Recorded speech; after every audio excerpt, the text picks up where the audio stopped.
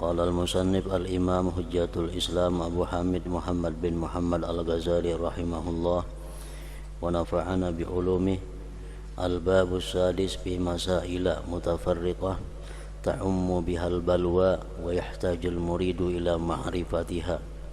Fa ammal masailu allati taqa'u nadiratan faqad istaqsaynaha fi kutubil fiqh. Mas'alatun al-fi'lul qalil wa in kana la yubtilu ssalata fa huwa makruhun illa li hajah.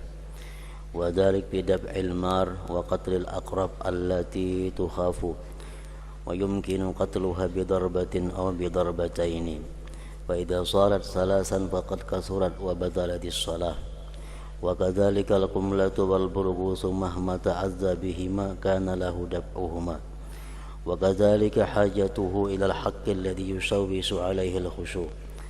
كان معاذ يأخذ القملة والبرغوث في الصلاة، وابن عمر كان يقتل القملة في الصلاة حتى يظهر الدم على يده.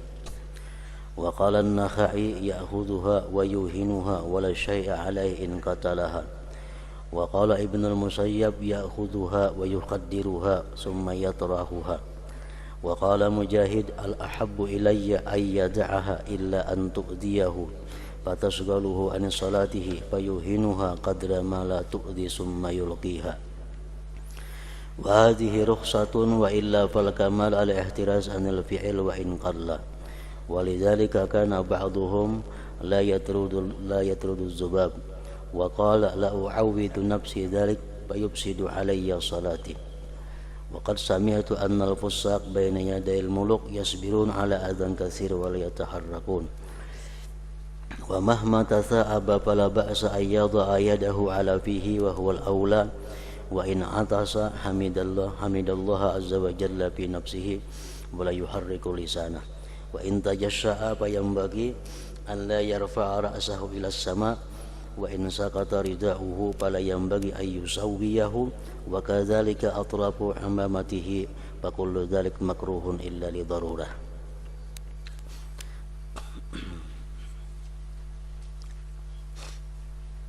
Makna daripada kalam Hujjatul Islam Abu Hamid Muhammad bin Muhammad al-Ghazali rahimahullah wa nafa'ana bi ulumih.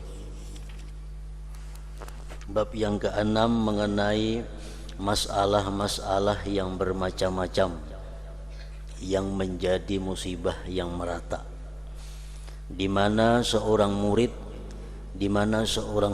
itu perlu untuk mengetahuinya.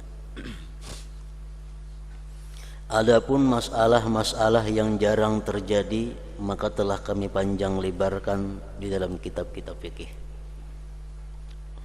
Masalah perbuatan yang sedikit meskipun tidak membatalkan salat maka itu makruh kecuali karena hajat. Di dalam sembahyang kita melakukan sesuatu yang bukan daripada perbuatan sembahyang, yang merupakan bukan daripada fi'il salat, yang sesuatu itu sedikit tidak membatalkan salat namun hukumnya makruh, kecuali karena hajat. Nah, kalau karena hajat kita berbuat sesuatu di dalam sembahyang asalkan sedikit maka itu tidak makruh.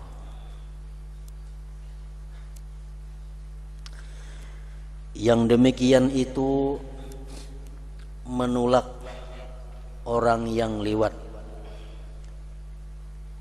Nah, ini adalah hajat, kada makruh. Misal kita sembahyang, ada orang yang hendak liwat di hadapan kita, nah kita disuruh mengandang lawan tangan supaya jangan liwat di hadapan kita. Nah, menggerakkan tangan ini adalah hajat. Nah, ini kada makruh.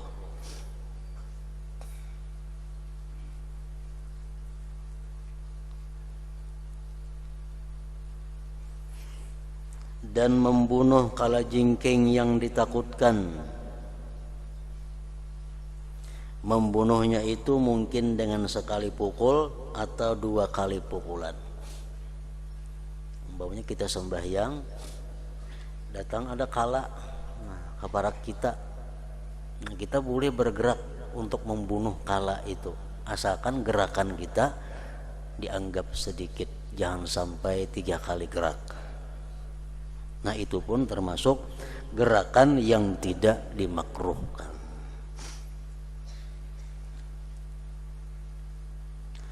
Jika menjadi 3 pukulan, maka pukulan itu menjadi banyak dan batallah salat itu. Kalau jengking dari dipukul sekali kada mati, dipukul 2 kalinya masih aja hidup, 3 kali memukul, nah batal sembahyang kita karena sudah melakukan gerakan yang dianggap banyak.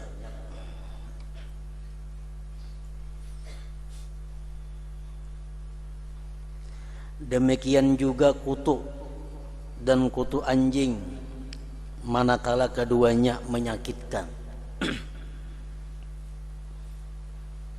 Misalnya perhatian kita sembahyang, ada samut gatal, nah, kita boleh bergerak untuk membuangi samut gatal itu. Amun samut gatal ini samutnya nang maigut, nang menyakitkan.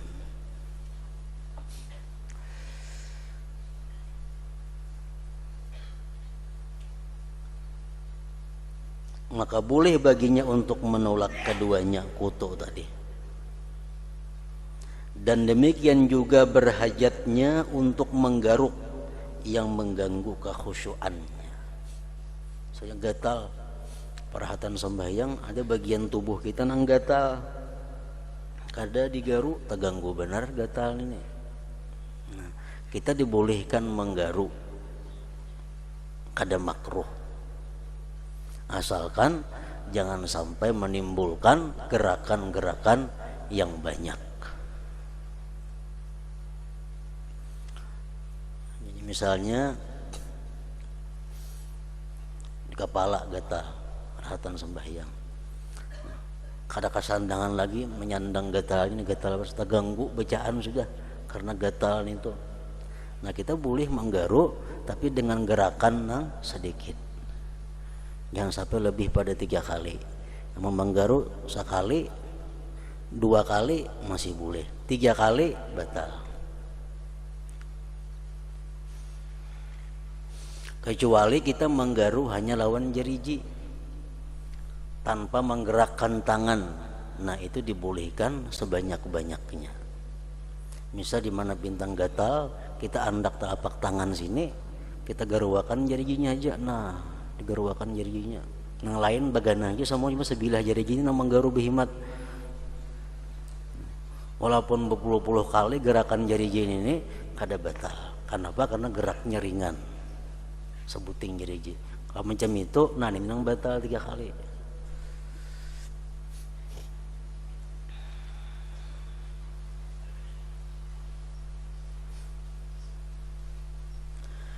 Mu'adz, salah seorang sahabat Rasulullah sallallahu alaihi wasallam, di dalam salat mengambil kutu dan kutu anjing. Artinya gatal benar, ada kutunya.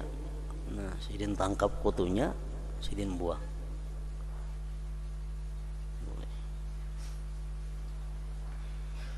Ibnu Umar, sahabat Rasulullah juga, di dalam salat membunuh kutu sehingga tampak darah di tangannya. Ambil sidin kutunya, dipicik sidin sampai berdarah. Nah, itu darahnya dimaafkan karena dianggap sedikit. Itu contoh gerakan-gerakan nang kada makruh, asalkan sedikit. An-Nakhai, Ibrahim An-Nakhai berkata, ia orang yang sedang salat boleh mengambilnya kutu dan melemahkannya, tidak mengapa jika ia membunuhnya.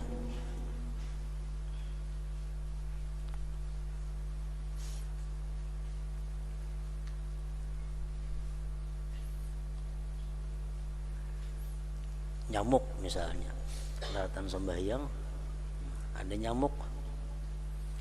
Kalau nyamuk itu kita ambil, atau kita kibah kayak itu aja dianggap gerakan nang sedikit, itu boleh aja ada makruh. Tapi kalau ditapak walaupun sekali itu membatalkan sembahyang. Misalnya sembahyang ada nyamuk di tangan nih, nah misalnya menapak nih itu walaupun sekali itu membatalkan sembahyang. Tapi kalau kita misalnya ada nyamuk di tangan kita, kita ugahkan mintu aja, kadang membatalkan sembahyang.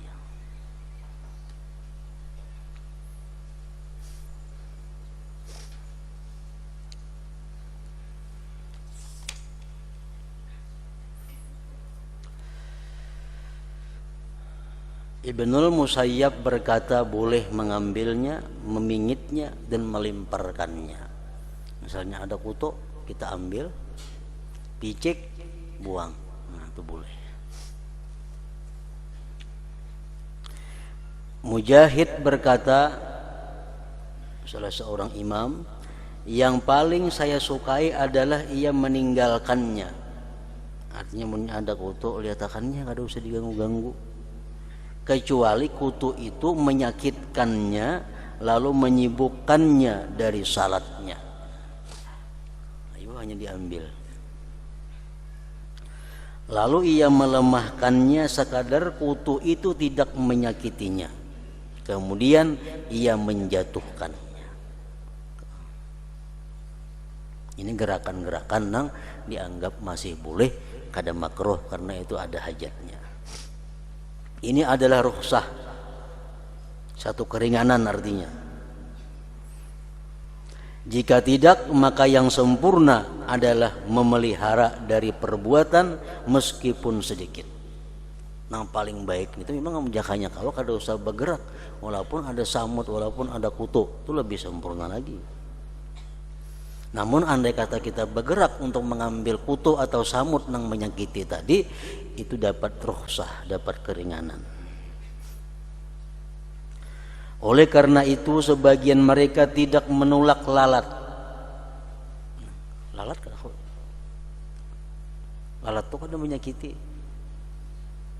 Misal kita sembahyang, hinggap lalat ke baju kita, itu kan usah dikikik-kikik. Kenapa? Lalat ini kadang menyakiti, kadang mengganggu kepada kita. Dan ia berkata, saya tidak membiasakan hal itu, maka hal itu merusak salatku. Saya mendengar bahwa orang-orang yang fasik itu di hadapan raja-raja sabar terhadap banyak hal yang menyakitkan dan mereka tidak bergerak.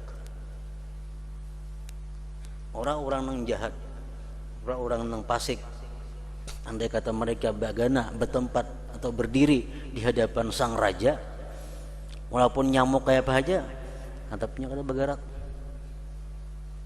Kayak ajudan presiden contohnya, kalau lagi presiden di belakang caket berdiri kayak patung, walaupun ada nyamuknya kada menapak, tetap gana.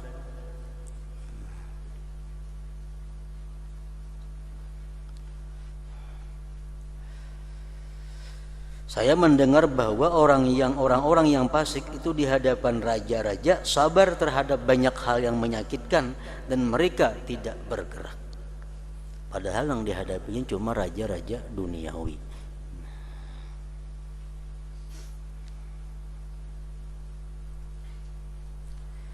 Manakala ia menguap di dalam sembahyang, menguap, maka tidak mengapa ia meletakkan tangannya di mulutnya.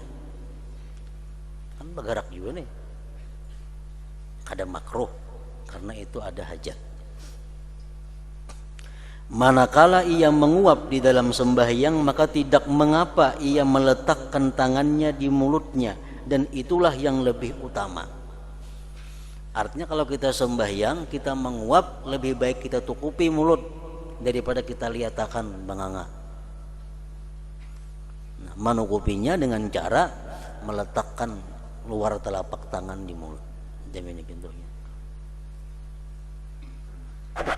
Jadi menguap tutup montong, cara menutupinya macam itu. Macam itu ada kainnya.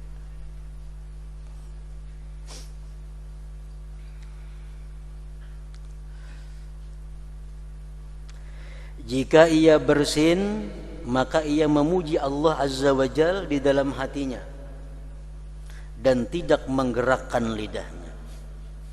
Andai kata parahatan sembahyang, inya wahin, sunat inya mengucap alhamdulillah tapi di dalam hati.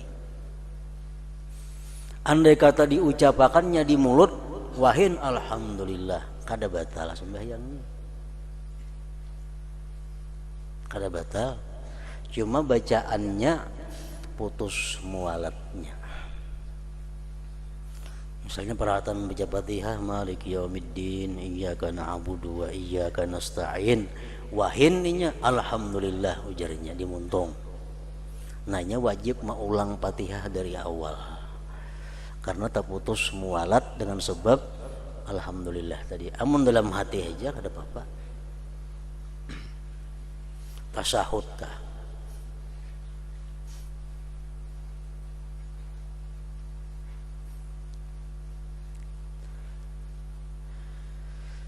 Jika ia berserdawa, mariga kita. Jika dalam sembahyang tu mariga, maka sayugianya untuk tidak mengangkat kepalanya ke langit. Dan jika selindangnya jatuh, maka tidak sayugianya untuk meratakannya.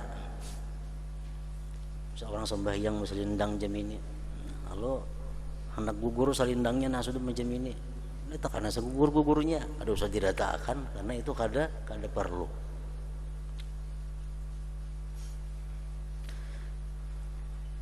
Dan jika selindangnya jatuh, maka tidak sayugianya untuk meratakannya. Demikian juga ujung-ujung surbannya. Surban kan berbuntut biasa di belakang bulang itu. Rahatan sujud pas buntutnya tak muka sini umpamanya. Lihat tekannya tak muka kalau sudah dialih-alih ke belakang itu. Karena itu kada disuruh dan kada hajat. Seluruhnya itu makruh. Makruh. Salindang, nah tawiwih nak gugur diratakan macam itu makruh. Atau ujung surban tak putar ke mana kan diratakan makruh juga. Kecuali darurat. Kalau darurat ya ada jadi masalah. Contoh nang darurat umpamanya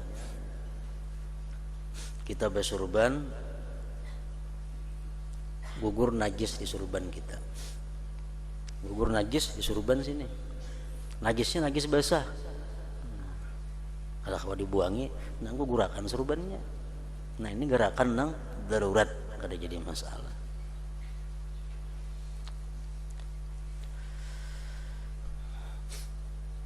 Masalah hadhihi masalah salat di atas sandal itu boleh. Sembahyang bersandal itu boleh aja, ada soal. Meskipun melepas sepasang sandal itu mudah.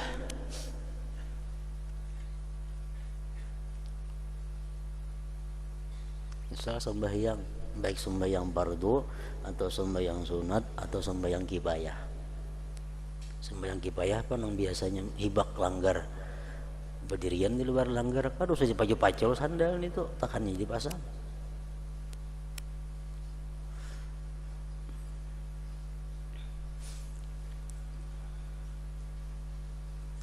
Salat di atas sandal itu boleh. Meskipun melepas sepasang sandal itu mudah, tetap boleh aja. Dan bukanlah rukhsah. Rukhsah ini artinya sesuatu yang kada boleh dibolehkan tuh rukhsah. Kalau sembahyang bersandal itu kada rukhsah, memang boleh. Dan bukanlah rukhsah pada khuf sepasang yang menutup mata kaki karena sulitnya melepas. Tetapi najis ini ma'fu, dimaafkan. Memang sandalnya pun ada benajis, dimaafkan aja najisnya itu. Sandal berjalan bisa kena najis, bisa kena kada najis, bisa licak, bisa macam-macam ngarannya sandal. Andai kata ada najis di situ, dimaafkan. Dan searti dengan itu adalah midas atau madas, semacam salop umpamanya, sama aja sandal juga.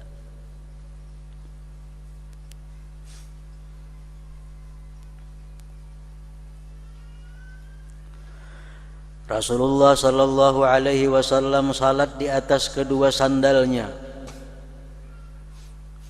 Nya masjid dahulu itu, Masjid Nabawi, masjid-masjid bahari itu nya tanah aja. Kalau macam besamin, bakaramik, bahambal macam ini gak ada. Jadi orang sembahyang masuk masjid langsung bersandal aja. Masjidnya tanah, kada ada balapik, kada ada apa. Rasulullah sallallahu alaihi wasallam salat di atas kedua sandalnya. Kemudian beliau melepaskannya. Maka manusia melepas sandal mereka. Maka beliau bersabda, lima khala'tum ni'alakum, qalu ra'aynaka khala'ta fa khala'na. Faqala sallallahu alaihi wasallam, inna Jibril alaihi salam atani fa akhbarani anna bihi ma khabatha. Fa idza arada ahadukumul masjid falyaqlibna alaihi walyanzur fihima fa in ra'a khabasan falyamsahhu bil ardi wal yusalli fihima.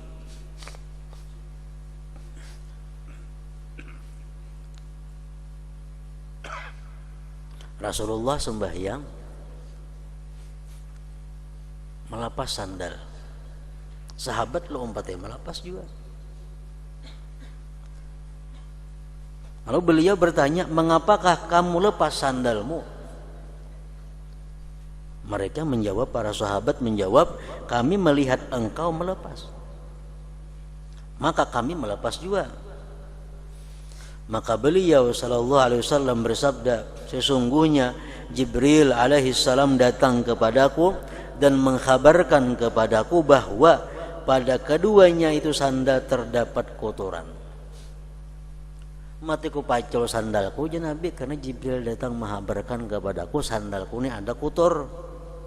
Nah, apabila salah seorang daripadamu bermaksud ke masjid, maka hendaklah ia membalik kedua sandalnya. Arti membalik itu artinya melihati talapaknya. Hendak masuk masjid, lihati talapak sandal. Dan hendaklah ia memandang pada keduanya. Jika ia melihat kotoran, maka hendaklah ia menyapukannya ke tanah dan hendaklah ia salat padanya sandal. Hendak naik masjid, kontrol sandal. Bila ada kotoran, asahakan ke tanah. Nah, naik ke masjid kada apa lagi.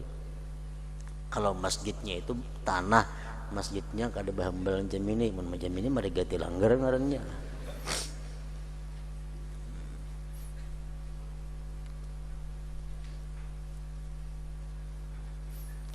Sebagian mereka ulama berkata salat pada sepasang sandal itu lebih utama, lebih baik daripada sandal dipacul.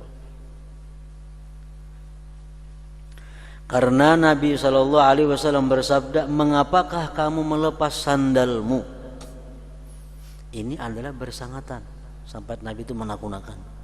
Karena sesungguhnya beliau SAW bertanya kepada mereka untuk menjelaskan sebab beliau melepas sandal. Karena beliau mengetahui bahwa mereka melepas untuk menyesuaikan dengan beliau.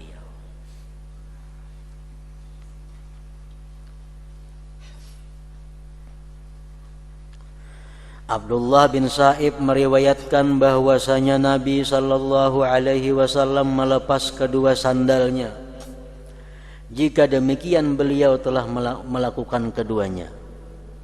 Barang siapa yang melepaskan, maka tidak layak ia meletakkan keduanya di sebelah kanannya dan kirinya. Lalu itu menjadi sempit dan memutung saf. Amun kita memacul sandal sembahyang, jangan diandak di sebelah kanan, jangan diandak di sebelah kiri sandal itu, karena itu mempersempit saf, meranggangkan saf. memotong saf. Tetapi ia meletakkan di mukanya. Jadi mandak sandal di muka.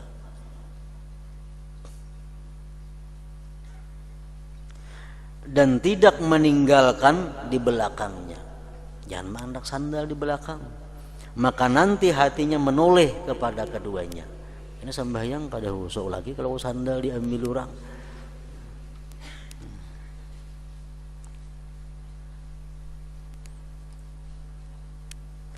Barangkali orang yang berpendapat salat pada keduanya itu lebih utama, sembahyang bersandal itu lebih baik daripada mandak sandal di luar, hati kada kakaruan menggunakan sandal.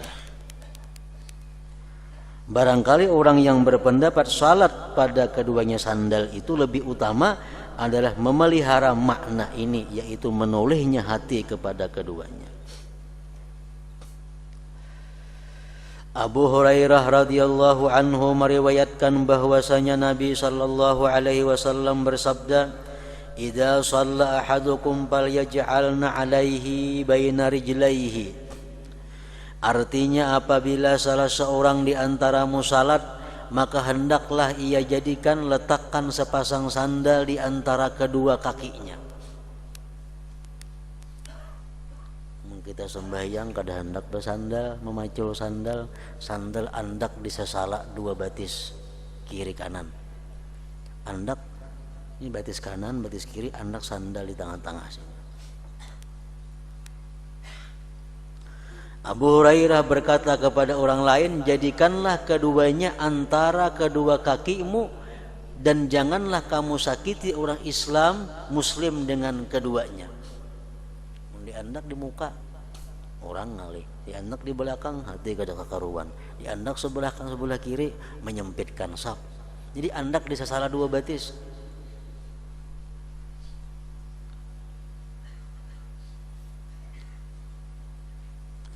Dan Rasulullah sallallahu alaihi wasallam meletakkan keduanya sandal di sebelah kirinya.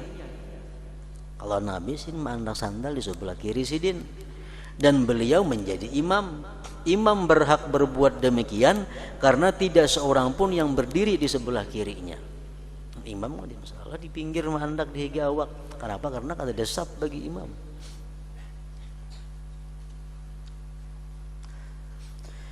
Yang lebih utama adalah ia tidak meletakkan sepasang sandal itu di antara kedua telapak kakinya.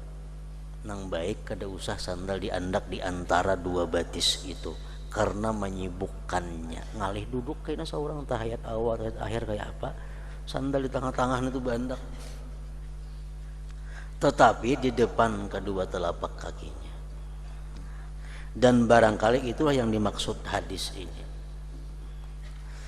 Jubair bin Mut'im berkata, meletakkan seorang laki-laki akan kedua sandalnya di antara kedua telapak kakinya adalah bid'ah.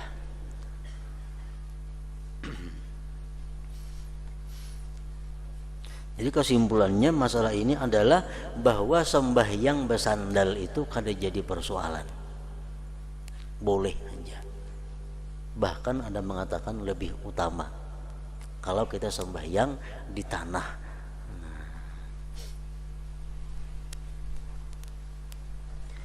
Masalah apabila seseorang meludah di dalam salatnya, maka salatnya tidak batal. Sembahyang meludah kada batal. Karena meludah itu adalah perbuatan sedikit.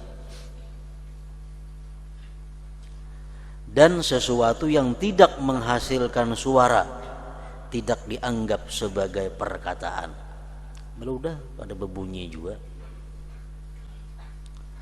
Dan tidak pada bentuk huruf perkataan, hanya saja itu makruh. Jadi beludah rahatan sembahyang kada membatalkan sembahyang, tapi makruh.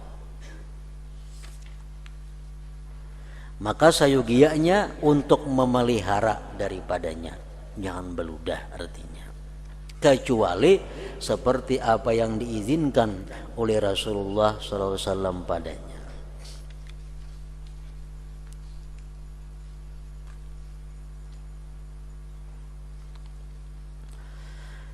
Karena sebagian sahabat meriwayatkan anna Rasulullah sallallahu alaihi wasallam ra'a fil qiblah nukhamatan faghadiba ghadaban shadidan thumma hakkaha bi urjunin kana fi yadihi wa qala tuni bi abirin falataka atharaha bi za'faran thumma latafata ilaina wa qala ayyukum yuhibbu ayyubzaka bi wajhihi faqulna la ahad qala fa inna ahadakum idza dakhala bis shalah fa inna Allah azza wa jalla bainahu wa bainal qiblah. Artinya bahwasanya Rasulullah sallallahu alaihi wasallam melihat dahak di kiblat, di dinding masjid ada dahak. Maka beliau marah sekali. Kemudian beliau menggusuknya, menghilangkannya dengan mayang yang ada di tangannya sambil bersabda, datangkan kepadaku abir, minyak harum campur za'faran. Lalu beliau mengulisi bekasnya dengan za'faran. Kemudian beliau menoleh kepada kami sambil bersabda, siapakah di antara kamu yang senang diludahi di mukanya? Kami menjawab, tidak ada seorang pun yang mau diludahi di mukanya. Beliau bersabda, sesungguhnya salah seorang di antaramu apabila masuk di dalam salat, maka sesungguhnya Allah azza wa jalla di antaranya dan kiblat. Dan pada lafaz yang lain, wajahahullahu ta'ala fala yabzukanna ahadukum tilqa'a wajhi wala an yaminih walakin an shimali aw tahta qadamihi al-yusra fa in badarathu badirah falyabsuq fi thawbi wal yaqul bihi hakaza wadalaka ba'dahu bi ba'din. Artinya pada riwayat yang lain Allah Ta'ala menghadapinya. Kita sembahyang, kita berhadapan dengan Allah. Kalau kita beludah, perhatian sembahyang beludah ke arah muka sama dengan meludahi Allah. Maka Allah telah menghadapinya, maka salah seorang di antaramu janganlah meludah ke hadapannya dan jangan ke kanannya, tetapi ke kirinya atau di bawah telapak kakinya yang kiri. Jika tergesa oleh sesuatu yang harus segera, maka hendaklah ia meludah pada pakaiannya dan hendaklah ia mengucapkan demikian. Maksudnya melakukan demikian. Mengucapkan maksudnya melakukan demikian dan menggusukkan sebagiannya kepada sebagian yang lain. Jadi sembahyang beludah parahatan sembahyang kadang membatalkan sembahyang, namun makruh. Tetapi apabila terdesak kita beludah, misalnya kita badaham atau batuk, keluar ada balgam, keluar ada dahak, ditaguk, batal sembahyang. Yang sudah tak keluar pada tenggorokan nih, dahaknya itu ditaguk, batal. Lain ludah ada bapak, ludah tuh ada berasa, mundahak ada rasanya, ditaguk sembahyang batal. Nah, beludah ka muka meludahi Allah Ta'ala, beludah ke kanan menghormati malaikat yang di sebelah kanan, ludahkan ke sebelah kiri atau ke telapak batis sebelah kiri, di bawah telapak batis, kisar batis, ludah.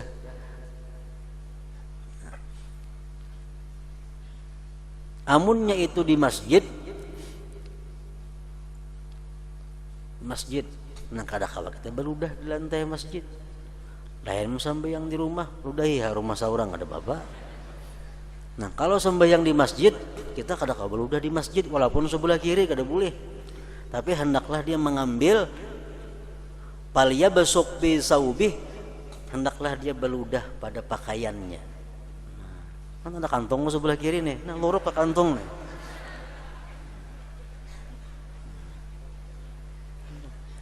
Meludah ke kantong sebelah kiri.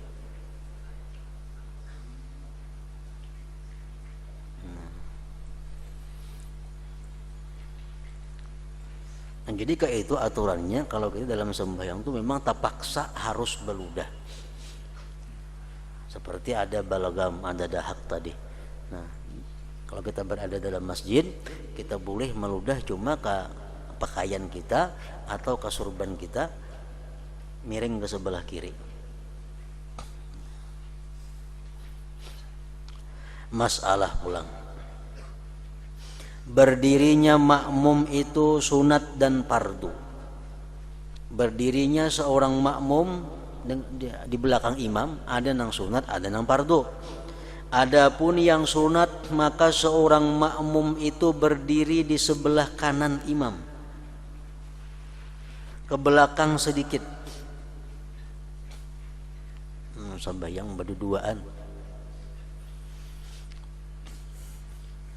Ada orang lain, imam saya kong, makmum saya kong.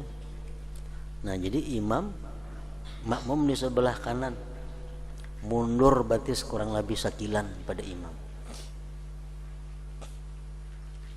Di sebelah kanan imam berdiri si makmum nih, mundur pada batis imam kira-kira sekilan. Nah, itu enak. Ini misal imam, makmum di sebelah kanan sini, batis imam di sini, batis makmum mundur kurang lebih sekilan pada imam. Nang jadi ukuran apa? Tumitnya. Bukan telapak, bukan kukunya, jariji kada tumitnya nang jadi ukuran.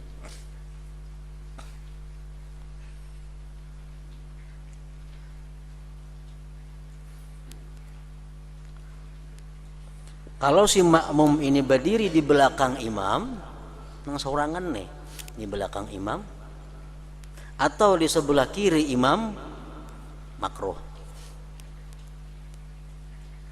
Dan ada yang mengatakan kada dapat pahala jamaahnya,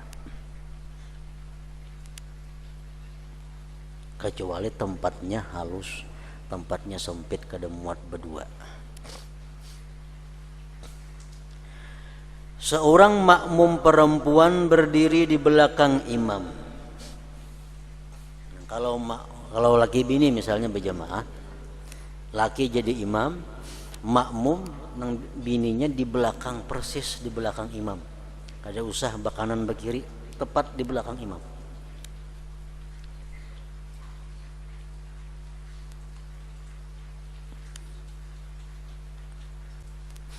Jika perempuan itu berdiri di samping imam, kanan atau kiri, maka hal itu tidak memudaratkan.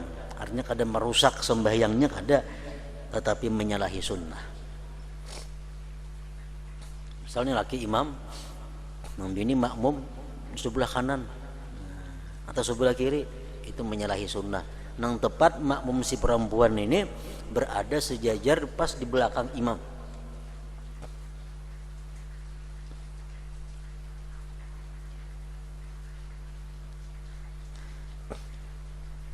Jika bersama perempuan itu terdapat seorang laki-laki, maka laki-laki itu berdiri di sebelah kanan imam dan perempuan itu di belakang si laki-laki itu. Ini misal imam, anak laki-laki ada seekor, walaupun belum balik, kada jadi masalah, sebelah kanan, kira-kira sekilan mundur batis pada abahnya, pada imam. Nah, di belakang anak laki-laki ini kita umumnya berdiri, jangan di belakang imam, di belakang nang laki-laki, di belakang anak laki-laki itu, di belakang mak.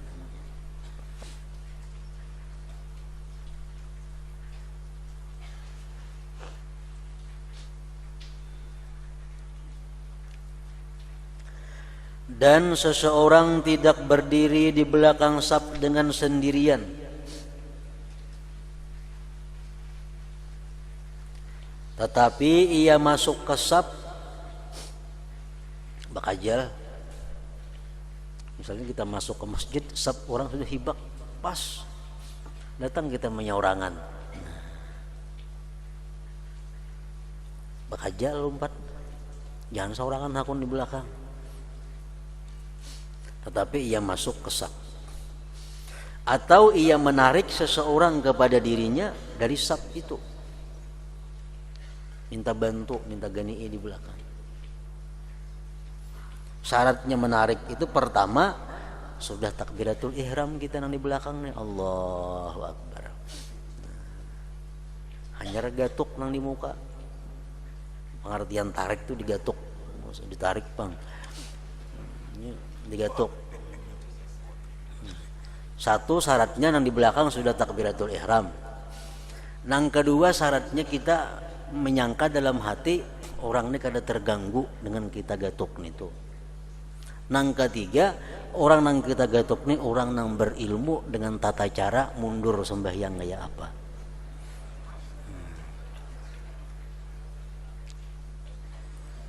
Amun dalam hati kita menyangka bahwa ini orang kalau ku gatuk ini tak ganggu, lebih baik kita sorangan sab di belakang. Atau orangnya kada mengerti dalam masalah ini, kada usah juga ditarik, lebih baik sorangan di belakang.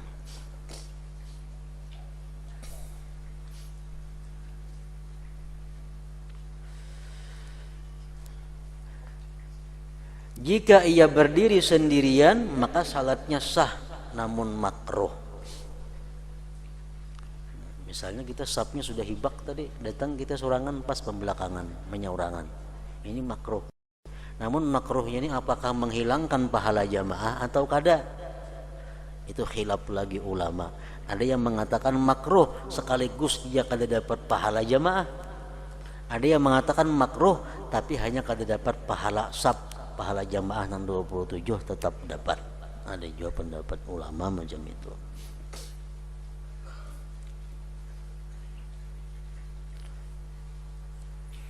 Jadi kalau kita sembahyang mempunyai lawan imam berduaan, laki-laki sama laki-laki, imam makmum sebelah kanan. Datang saya kong ada orang tadudi, nang tadudi ini berandak ke sebelah kiri imam, sejajar lawan nang sebelah kanan. Jadi imam tengah-tengah, sebelah kanan ada, sebelah kiri ada. Begitu takbir nang sebelah kiri ini Allahu Akbar, hanyar kedua-duanya mundur. Kedua-duanya mundur. Nah, mundur hanyar kena beparak.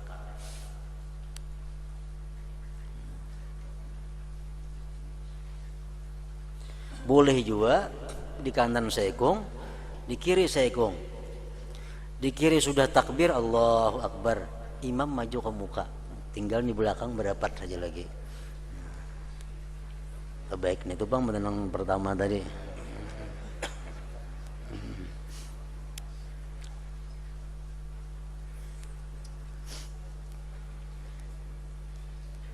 Jadi nang orang kedua ini jangan hendak berdiri di sebelah kanan mengawani kawan, jangan.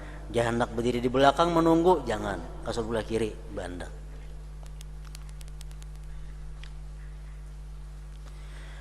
Adapun fardu maka menyambung saf, yaitu ada ikatan yang menggabungkan antara makmum dan imam.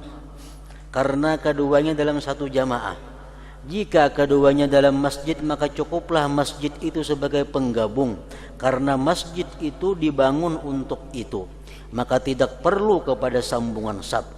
Tetapi makmum itu mengetahui perbuatan-perbuatan imam.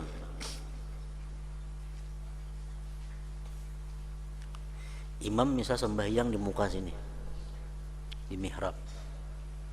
Tapi masjid atau langgar. Imam sembahyang di tempat biasa imam. Si makmum sembahyang seorangan di belakang. Di tengah puang ada orangnya. Sembahyang menyorangan, pembelakangan ninya. Ikut nang di muka imam nih. Cuma melihat saja gerak-gerik imam, sah. Walaupun jaraknya sapal pada imam. Umpamanya masjidnya luas panjang itu sapal. Asal masih melihat saja gerakan imam, sah. Karena sudah terhubung oleh bangunan masjid, itu nama hubungkan inya. Ini perkara sah, bukan perkara makruh atau kada, perkara sahnya. Jelas sudah itu makruh karena beparak kalau imam. cuma sah sembahyangnya.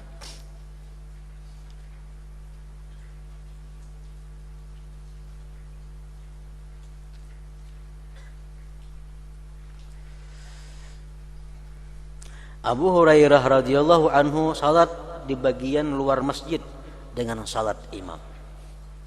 Kalau Bapak, pelatar masjid termasuk masjid. Apabila makmum itu di halaman masjid, di jalan atau padang yang bersekutu dan di antara keduanya tidak ada bangunan yang berbeda-beda dan memisahkan, maka cukup dekat itu dengan kadar selimparan panah atau 300 sampai 400 hasta.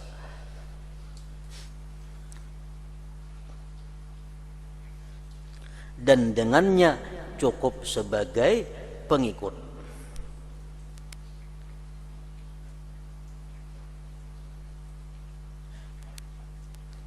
Karena perbuatan salah seorang di antara keduanya sampai kepada yang lain.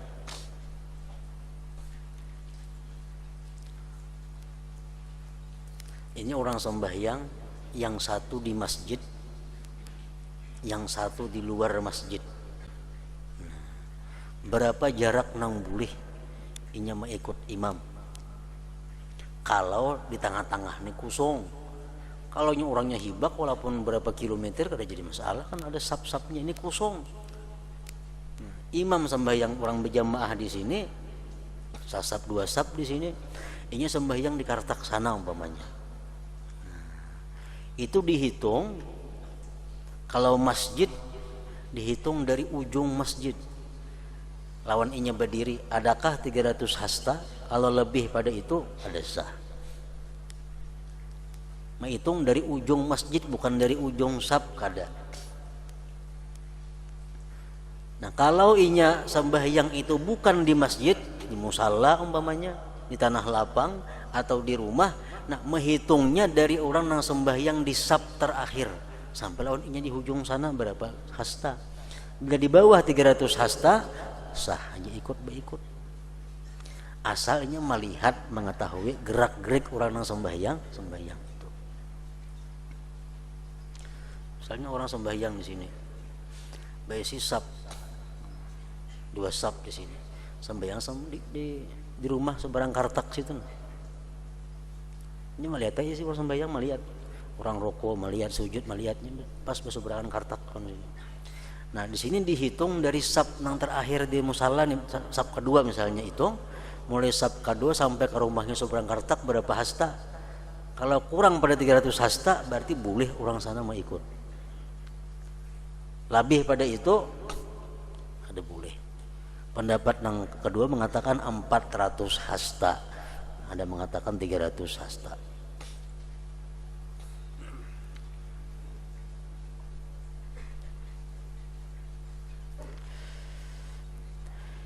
Disyaratkan apabila makmum berdiri di serambi tengah rumah di sebelah kanan atau kiri masjid, sedangkan pintunya menimpil terhadap masjid itu, maka syaratnya adalah dipanjangkannya saf masjid di dalam serambinya tanpa terputus sampai ke serambi tengah itu. Kemudian sahlah salat orang yang ada di dalam saf itu dan orang yang di belakangnya, bukan orang yang di depannya.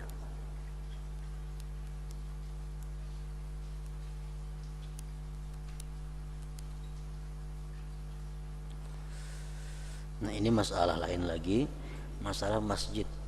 Masjid ini berait lawan rumah kita. Nah, ini masjid berait lawan rumah kita. Orang sembayangan di masjid, kita sembahyang di rumah mau ikut. Nah, itu boleh aja, cuma asal saf ini berait sampai ke rumahnya. Nang di samping. Nah, saf ini berait sampai ke rumahnya itu. Nah, ini boleh sembahyang di rumah. Orang yang di belakang inya sah juga, nang di muka pada inya kada sah.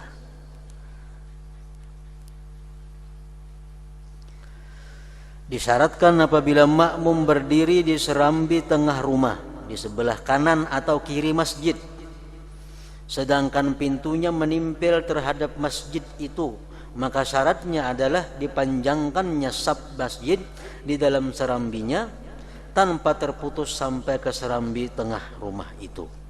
Kemudian sahlah salat orang yang ada di dalam saf itu dan orang yang di belakangnya, bukan orang yang di depannya. Maka demikianlah hukum bangunan-bangunan yang beraneka macam. Adapun satu bangunan dan satu halaman, maka seperti tanah lapang atau padang tadi. Di tengah hutan misal, di tengah lapang, kita sembahyang mengikut imam, itu jarak kita dengan imam atau jarak kita lawan saf nang terakhir jangan lebih pada 300 hasta. Sembahyang di tanah lapang, kita menyaurangan di belakang, sah aja asalkan jarak kita berdiri lawan imam atau lawan saf nang di belakang imam kada sampai 300 hasta. Kalau di masjid kada jadi masalah tadi.